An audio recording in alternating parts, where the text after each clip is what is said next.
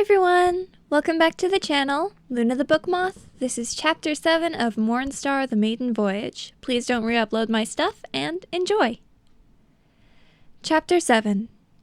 Noon was upon them, and hunger was unbearable. It was in a glade that they finally stopped and rested.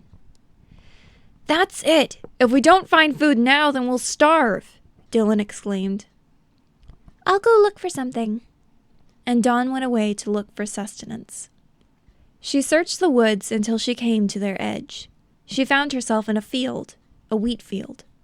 The sun was just above a great chain of hills and shone over the field. The stalks lit up like fire and glittered as the wind blew them gently.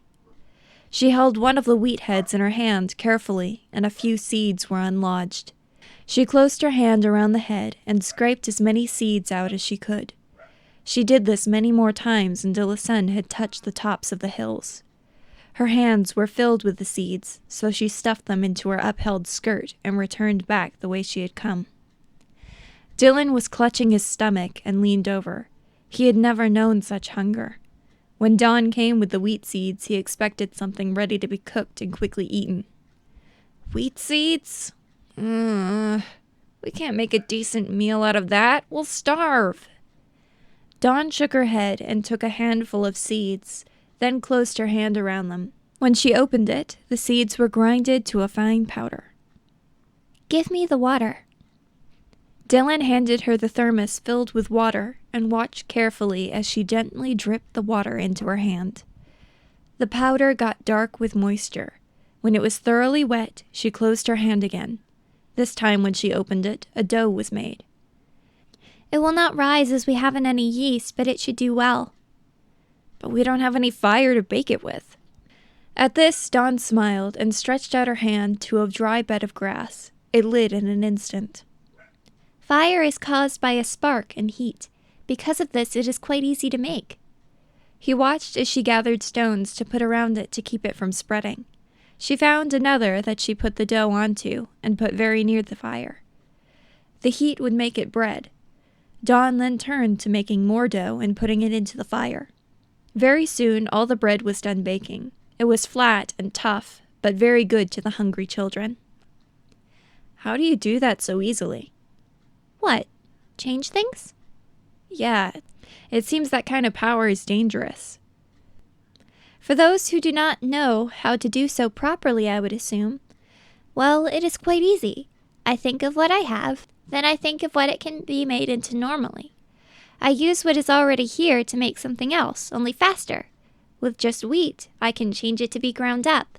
By adding water to the wheat flour, as well as plenty of air, I can transform it into dough ready to be baked." "I think I understand. How do you make wings, then?" Dawn stared at him. "I always have wings. I can only change what is already there. The wings, or at least the materials for them, are already inside me. I just change their appearance and structure. That is what sets Starliti apart from normal people." Dylan stared at her. She said there was a good chance that he had Starliti ancestors. Did that mean he had wing materials in his body? "Gross," he said under his breath. It was dark. The sun had gone down while the bread was being made and baked. About 50 small loaves were made. The fire was bright, and the circle of stones worked perfectly. "Would you like to hear a story?" "Oh yes, if you can tell stories half as well as you sing, then we'll have a wonderful time." "Oh, well, thank you." "What will the story be about?" Dawn looked skyward, and Dylan took another bite of his bread. "I thought you would like to hear about the heir of Polaris and the 7 curses." The story goes as thus. A long time ago, when people first took to the sky, there was a prince. It is said that the prince was the son of the first king of Polaris, but that he hated his father, that he was impatient to ascend the throne. His mother tried to reason with him, but even with all her graces of the night sky, she could not. Her son was angry and non-responding. She tried daily until his sadness came upon her. Because she could not help her son no matter how hard she tried, she grew slower and sadder until her death came upon her. The king was sad when she died, but kept tending to the people.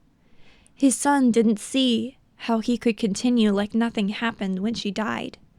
He confronted his father about it. Tears shone in his father's eyes, but his face remained calm and comforting. His son yelled at him, accusing him of not caring for his mother. The king tried to reason with his son. He told him that the loss was very difficult to bear, but a king must push past the sorrow to care for his subjects. The son screamed in anger and tore away. He had much malice in his heart. He was so angry that he attempted to take his life many times, but each time some unknown force saved him. One night he tried to kill himself with a knife in a secret place. When he was about to inflict upon him the blow, something stayed the blade. He opened his eyes and looked up to see his mother keeping the blade from reaching his heart. "Cast off this malice," she said. With these words, the son burst into tears. As he cried, the warm embrace of his mother was felt around him. He cried, and all hateful feelings left him. The malice in his heart was no more, but so powerful was this malice, and so long had it grown, that it came together and joined into one powerful force of dark magic. So evil was it that it lunged for the prince who had cast it off. The mother threw herself between the evil curse and her son. She declared that the malice should never enter her son again, and created a powerful spell that would keep the fury of the malice from him forever. In creating this spell for her son, she would also protect all who come from his line. By doing this, she also sacrificed herself into the seal. The moon grew brighter when his mother disappeared.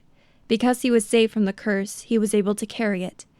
He did this and sealed it away in a stone mural far below Polaris, and carved a warning so no one would ever find it again. After this, he returned to his father. The king received him with much gladness.